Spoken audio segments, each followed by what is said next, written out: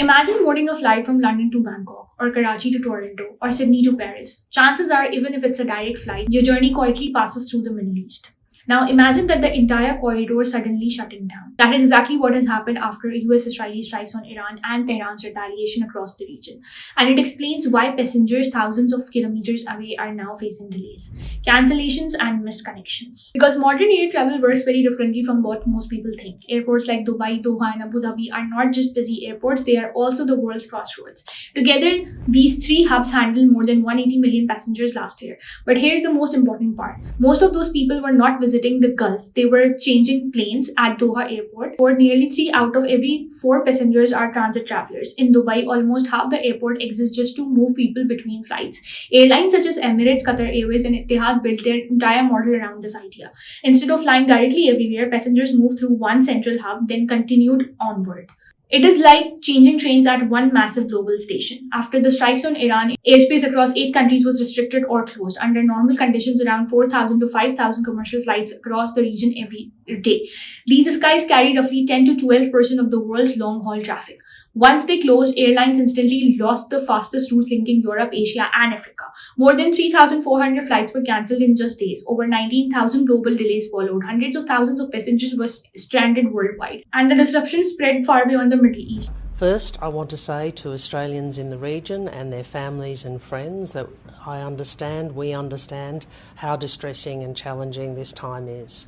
And we will do all that we can to provide you with information and to support you.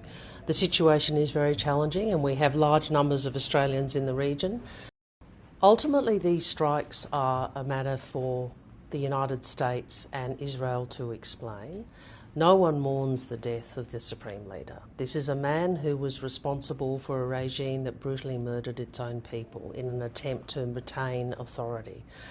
As I said in my opening, we have about 115,000 Australians in the region, so that is a lot of people. The best way to get them home would be for commercial flights to return because that is at scale. Obviously at the moment, airspace is closed or only intermittently open, so flights are disrupted and flights aren't available. As soon as things become available, we will certainly be providing that information to Australians. And now here's the part most travellers never see. Airplanes do not sit waiting for passengers. They operate on extremely tight schedules. A long-haul aircraft arrives in Dubai, unloads passengers, refuels, cleans, boards new passengers and leaves again within about an hour.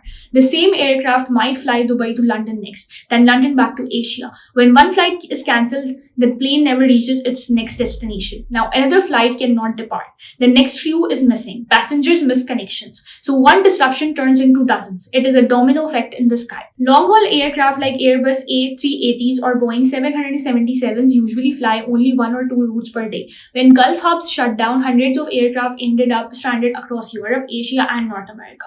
Thousands of pilots and cabin crew are also out of position. And aviation rules do not allow exhausted crews to immediately fly again. They must rest up for up to 24 to 36 hours. So even when airspace reopens, airlines cannot instantly restart operations. Recovery can take days or even a week.